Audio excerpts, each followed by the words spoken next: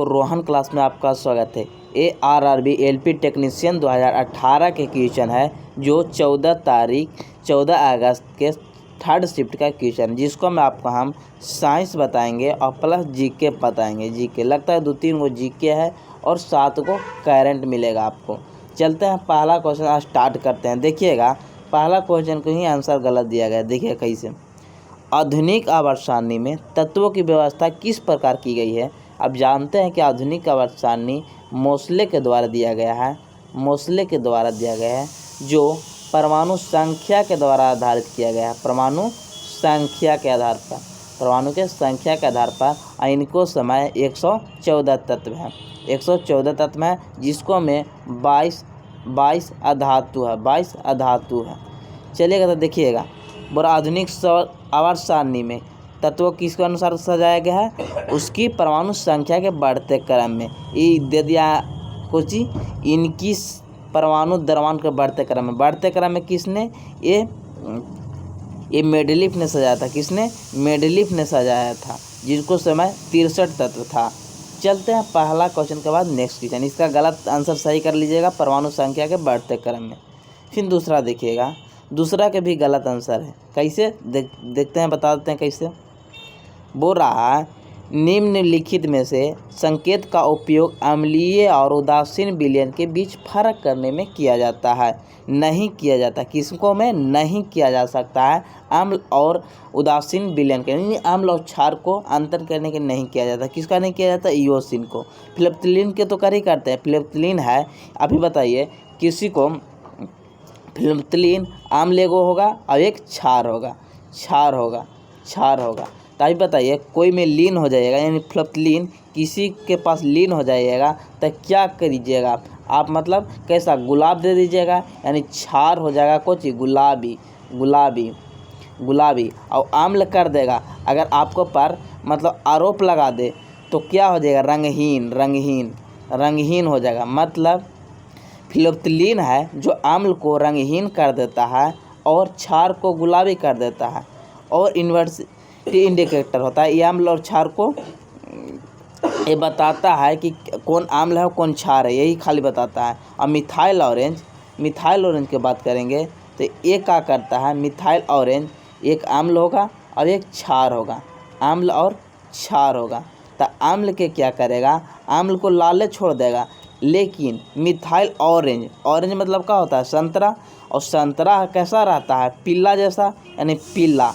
अब कैसा, उसका पीला कोची रहता है, ऊपरे वाला छाल रहता है, और छाल को आप क्षार कह सकते हैं, यानी क्षार कैसा हो जाएगा, पीला हो जाएगा। इसे याद रखिए कि मिथाइल ऑरेंज मतलब संतरा, और संतरा के छाल कैसा होता है, पीला, और छाल को आप क्षार समझिए तो कैसा हो जाएगा, पीला हो जाएगा। यानी ऑप्शन नंबर ए भी बता दिया, ये भी हम क्षार को बता दिया, लेकिन इयोसिन नहीं बताता। ऑप्शन नंबर डी हो जाएगा, इसको सही कर लीजिएगा। चलिएगा नेक्स्ट क्वेश्चन, छठा नंबर देखिएगा। छठा नंबर बोल रहा है कि मोहन का वजन 40 किलोग्राम है, यानी एम कितना है, 40 केजी है, जिसको में 10 सेकेंड में 50 सीढ़ी जाती है। यानी टाइम कितना है, 10 सेकेंड है टाइम, 10 सेकेंड है। और सीढ़ियाँ कितनी है, 50 गो सीढ़ी है, और कितना सेंटीमीटर के है, 15 सेंटीमीटर का। कितना ऊंचाई हो गया होगा, 50 और गुने 15, यानी एच निकालना है।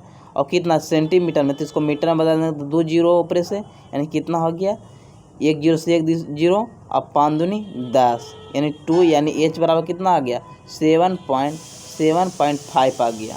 अब इसको देखिए, सब तो निकल गया। अब निकाल रहा है का, शक्ति ज्ञात कीजिए। तो शक्ति बराबर क्या होता है, कार्य बटा समय होते हैं। यानी कार्य करने की दर को शक्ति कहते हैं और कार्य करने की क्षमता को ऊर्जा कहते हैं, बहुत बार बताएं। यानी समय, अब कार्य को हम क्या लिख सकते हैं, mgh लिख सकते हैं, एफएस को थीटा लिख सकते हैं, बल गुण विस्थापन लिख सकते हैं,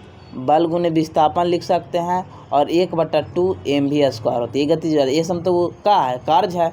तो बताइए, अभी एक हम लगा देते हैं mgh वाला आ रहा है, और उसके बाद t से भागा देंगे तो शक्ति निकल जाएगा। m कितना है, 40 है, और जी कितना 10 लेना है, 10 बोल दिया है, 10 लेना है। और एच कितना आया था 7.5, 7.5, 7.5। और टी कितना है 10, 10। तो 10 से 10 खत्म। और 40 गुने 7.5, तो 40 गुने 75 बटा इसको 10 लिख सकते हैं, यानी 1 0 से 1 0। और 75 चौका कितना 300, यानी ऑप्शन नंबर कौन हो जाएगा, ऑप्शन नंबर सी हो जाएगा, ऑप्शन नंबर सी। चलिएगा नेक्स्ट क्वेश्चन। उसके बाद देखिएगा छठा के बाद 10वां नंबर देखिएगा। 10वां नंबर देख लीजिएगा। यदि किसी वस्तु को अवतल दर्पण के वक्ता केंद्र पर रखा जाए तो उसका प्रतिबिंब कैसा बनेगा। देखिएगा एक हम उत्तल दर्पण ले लिए, जिसको मैं बोला कि सी पर लेंगे। किसको पर, ये सी पर लेगा, मन वस्तु कहाँ बोल रहा है, सी पर वस्तु ले लेगा तो कहाँ बनेगा। तो देखिएगा इसको मैं 6 कंडीशन रहता है, 6 हमको बता देंगे आपको, तो कभी गलत ना होगा। मान लीजिए ये सेंटर है, ये एफ होगा और यहाँ पर इन्फिनिटी होगा। जब वस्तु इसका स्क्रीनशॉट लीजिएगा, जब वस्तु अनंत पर रहेगा, अनंत पर, तो वस्तु एफ पर बनेगा और बहुत छोटा बनेगा। और जब वस्तु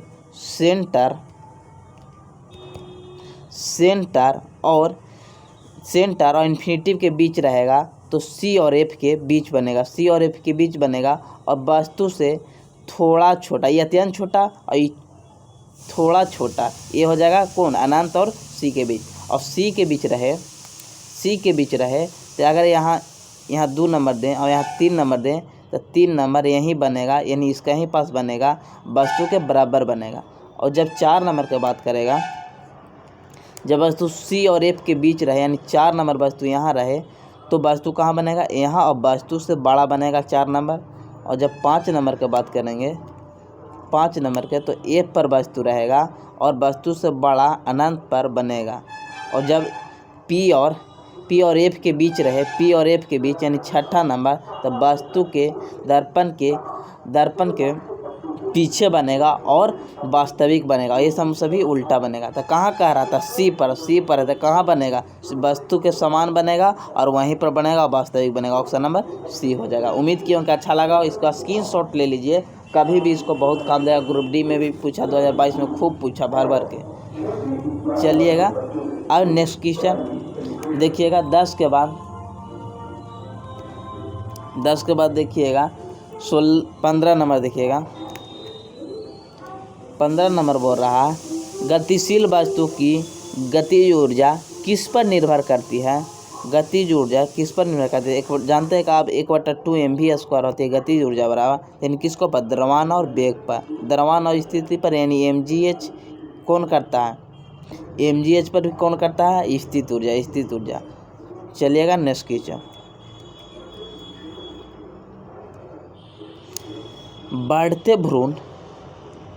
बढ़ते भ्रूण के धारण और पोषण के लिए हर महीने मादा प्रजनन प्रणाली का कौन सा हिस्सा अपने आप को तैयार करता है।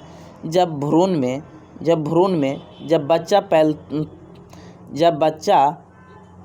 बच्चा पलता है तो हमेशा भ्रूण में गर्भाशय में ही बढ़ती है। अब जानते हैं कि जब निषेचन के बाद गर्भाशय ही बच्चा अपना डेवलपमेंट करती है, वहीं विकास होती है, प्लेसेंटा के द्वारा उसका भोजन जाती है, अंडाशय से अंडाणु निकलती है और योनि से निषेचन होती है, जिसको ग्रसन गिरवा के द्वारा प्रवेश करती है और योनि में ही निषेचन होती है। चलिएगा नेक्स्ट क्वेश्चन। चलिएगा 17 नंबर देख लीजिएगा। किसी ऐसे तार के प्रतिरोध क्या होगी जिसमें 2 वोल्ट संभावित अंतर लागू किया जाए तो करंट के प्रवाह 1 एम्पियर होगा। तब जानते हैं कि V बराबर IR होता है, यानी 2 वोल्ट संभावित अंतर लागू हो रहा है। अब जानते हैं कि 2 बिंदुओं के विभव के अंतर को ही विभवांतर कहते हैं, यानी V कितना है 2 है और करंट कितना है 1 है और उन्हें R निकालना है। तो 1 से कितनों को भागा दीजिए उतना ही आएगा जितना रहेगा, यानी 2 हो जाएगा, 2 ओम हो जाएगा। ऑप्शन नंबर सी हो जाएगा। चलिएगा नेक्स्ट। और किसका नियम है, V बराबर IR, ये ओम का नियम है। देखिएगा इसको में भी गलत आंसर दे दिया गया है।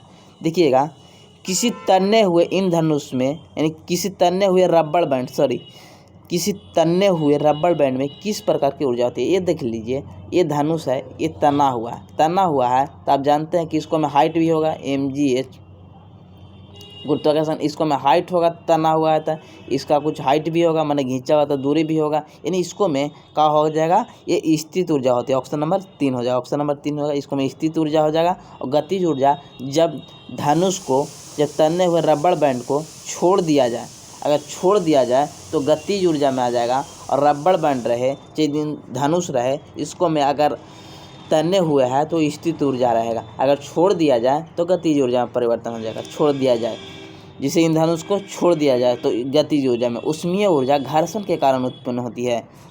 उष्मीय ऊर्जा घर्षण के कारण उत्पन्न होती है। घर्षण के कारण क्या होती है, उष्मीय ऊर्जा उत्पन्न होती है। चलिएगा नेक्स्ट क्वेश्चन देखिएगा। रासायनिक ऊर्जा कौन है, ये बैटरी में होती है। सोडियम हाइड्रोजन कार्बोनेट को गर्म होने पर निम्न से कौन सी गैस निकलती है। देखिएगा, इसको कुछ नहीं कि गैस को हम गर्म करना या ठंडा करना, कुछ नहीं। जब सोडियम कार्बोनेट रहे या बाइकार्बोनेट रहे या कोई भी सोडा रहे तो हमेशा उसको में CO2 निकलेगा, CO2। और जब कार्बन मोनोऑक्साइड की बात करेंगे, तो जब हवा की अनुपस्थिति में बात करेगा, यानी वायु की अनुपस्थिति में बात करेगा तो हमेशा कार्बन मोनोऑक्साइड निकलेगा। और हाइड्रोजन जब धातु को अम्ल या क्षार से अभिक्रिया कराया जाएगा तो हाइड्रोजन गैस निकलेगा। और एक ठो ऑप्शन ऑक्सीजन का उपस्थिति में सभी को जलाने पर शुद्ध जलता है, जिसको में अवशिष्ट पदार्थ नहीं निकलता है। और कार्बन डाइऑक्साइड जब सोडा की बात करेगा, तब सोडा की बात करेगा, ब्लीचिंग सोडा की बात करेगा या कार्बोनेट की बात करेगा, सोडियम बाइकार्बोनेट, हाइड्रोजन कार्बोनेट, ये सब बात करेगा तो CO2 निकलेगा। और जब ब्लीचिंग पाउडर की बात करेगा उसको हमेशा क्लोरीन गैस निकलेगा, ये भी ध्यान रखिएगा। और जब अम्ल और क्षार से अभिक्रिया करेगा तो हमेशा जल निकलेगा। ये 4-5 को आप याद रखिएगा। चलिएगा नेक्स्ट क्वेश्चन, नेक्स्ट देखिएगा। नेक्स्ट बात करें 28 नंबर कह रहा है कि यदि किसी वस्तु द्वारा तय की गई दूरी शून्य है तो वस्तु का विस्थापन कितना होगा। आप ही बताइए, जब दूरी शून्य होगा तो विस्थापन कितना होगा। आप जानते हैं कि न्यूनतम से न्यूनतम तय की गई दूरी को हम विस्थापन कहते हैं। तो देखिएगा, वहाँ से आया वहीं चल आया तो ये भी विस्थापन 0 हो गया। और न्यूनतम तय की दूरी भी 0 है तो वो भी 0 हो जाएगा, यानी कौन हो जाएगा, ऑप्शन नंबर 3 हो जाएगा, ऑप्शन नंबर 3 हो जाएगा। और विस्थापन हमेशा ऋणात्मक भी होती है, धनात्मक भी होती है और शून्य भी होती है, तीनों होती है विस्थापन। चलेगा, ये ध्यान रखिएगा। प्रोपेन का रासायनिक सूत्र क्या होगा। तो प्रोपेन यानी कौन सा ग्रुप है, AN लगा ले। देखिए इंग्लिश में ध्यान देखिएगा, तो यानी CnH2n+2 होगा। यह है प्रोपेन का सूत्र। तो कितना, प्रोप माने 3 होता है, मीथ मतलब मीथ कहिएगा तो 1 होगा, ईथ कहिएगा तो 2 होगा, प्रोप कहेगा तो 3 होगा परमाणु संख्या, और ब्यूट कहेगा तो 4 होगा, और पेंट कहेगा तो 5 होगा, हेक्स कहेगा तो 6 होगा, हेप्ट कहेगा तो 7 होगा, ऑक्ट कहेगा तो 8 होगा, नन कहेगा तो 9 होगा, और डेक कहेगा तो 10 होगा, और अंडे कहेगा तो 11। कम से कम 11 तक याद रखिए। यानी कौन होगा, प्रोपेन। यानी प्रोप का रहा था 3 होना चाहिए, तो एक को नहीं ऑप्शन में। देखिएगा, ये तो मीथ हो जाएगा, ईथ हो जाएगा, ये प्रोप, एक ही वो प्रोप है। और प्रोप में इसका सूत्र लगा दिए, यानी 3 रख दिए तो 3 हो गया, 3 दूनी 6, 2 8। ऑप्शन नंबर कौन हो जाएगा, 3 हो जाएगा। चलिएगा नेक्स्ट क्वेश्चन देखिए। 2 जी के इसको पूछा गया है, दीन इलाही की स्थापना किसने की थी, अकबर ने। और क्या किया था, अकबर ने शब्दावली व्यवस्था भी लाया था, तीर्थ यात्रा भी लाया था। ये सब किसको द्वारा, अकबर के द्वारा लाया गया था। चलिएगा नेक्स्ट क्वेश्चन, नेक्स्ट देखिएगा। बोल रहा है कि कार के ब्रेकिंग पैड से कौन सा गुण का उपयोग किया जाता है। देखिएगा, घर्षण 2 प्रकार की होती है।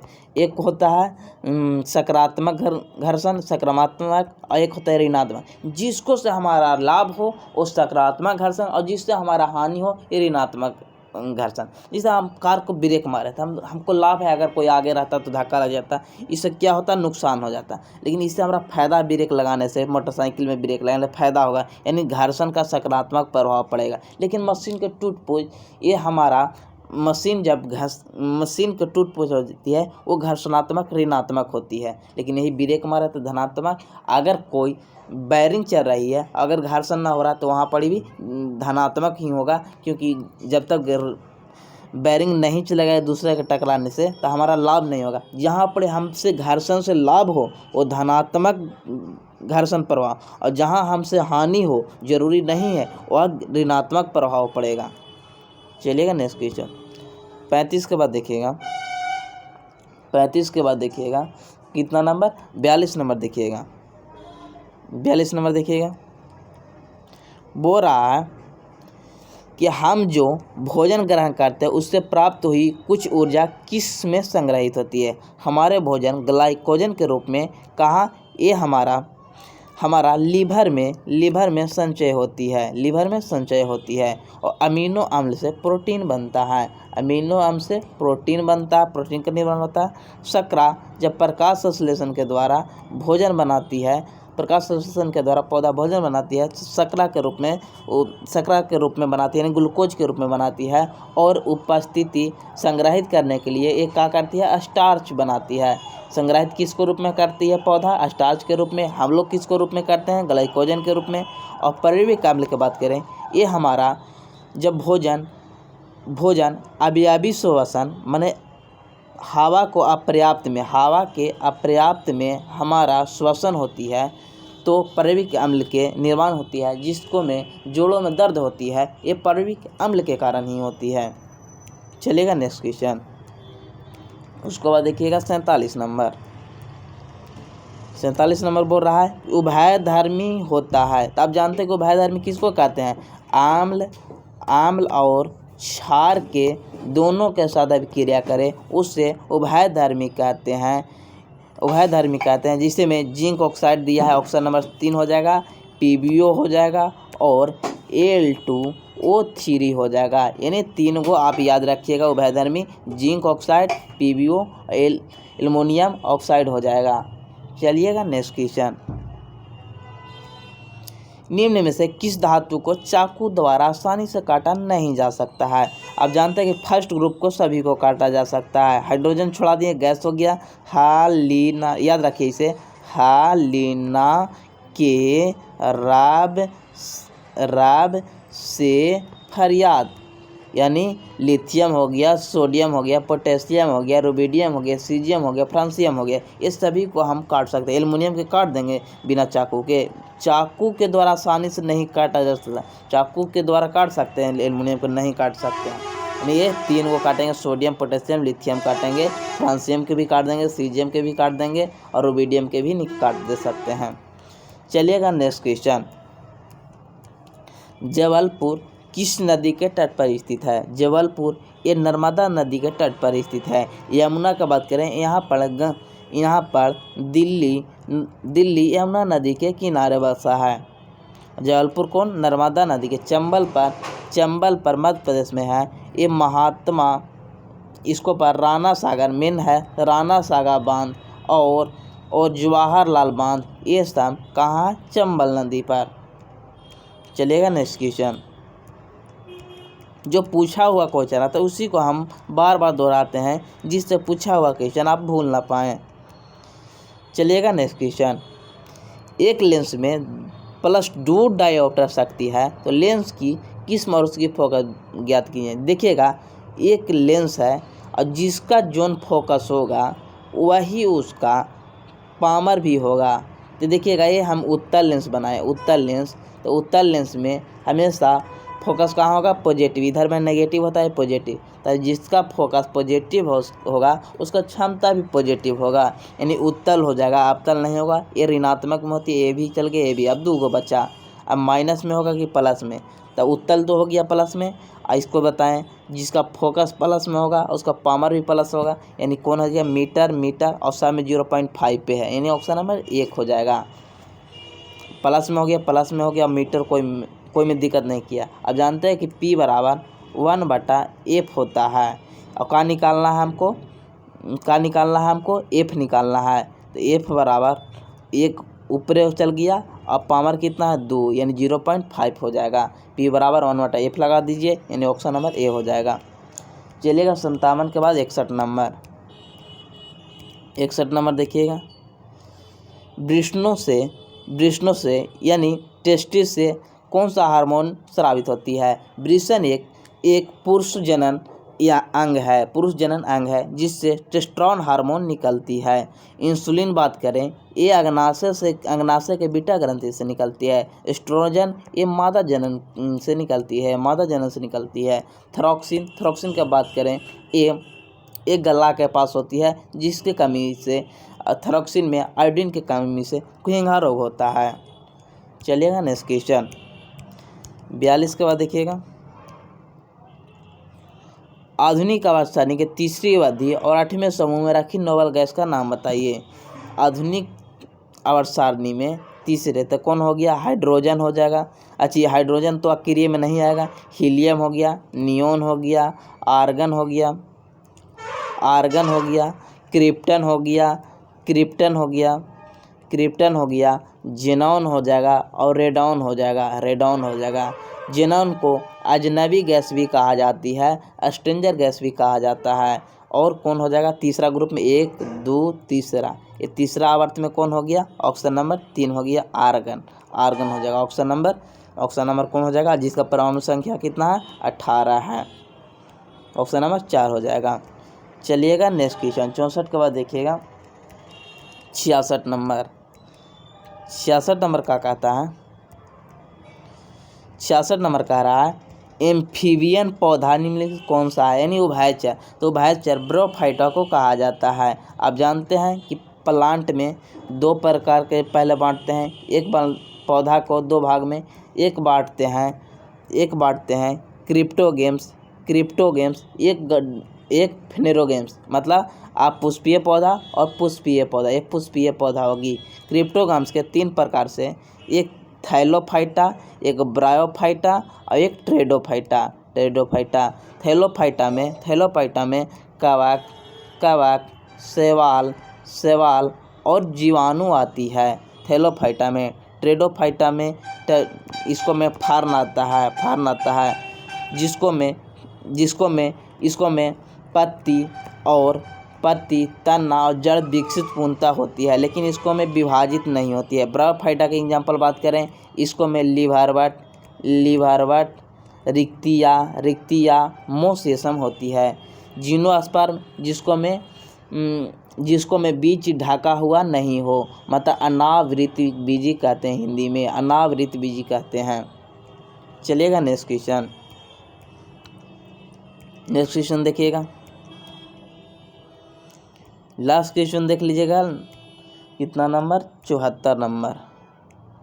बोला इनमें से न तो उत्पन्न किया जा सकता है, नहीं बनाया जा सकता, नहीं नष्ट किया जा सकता। ये ऊर्जा संरक्षण का सिद्धांत कहता है, ऊर्जा को न तो उत्पन्न किया जा सकता है, नहीं नष्ट किया जा सकता, बल्कि एक जगह से दूसरे जगह रूपांतरित किया जा सकता है। यानी इसको न तो सर्जन किया जा सकता है, नहीं नष्ट किया जाता है। इसका ऊर्जा को ऐसा किया जा सकता है।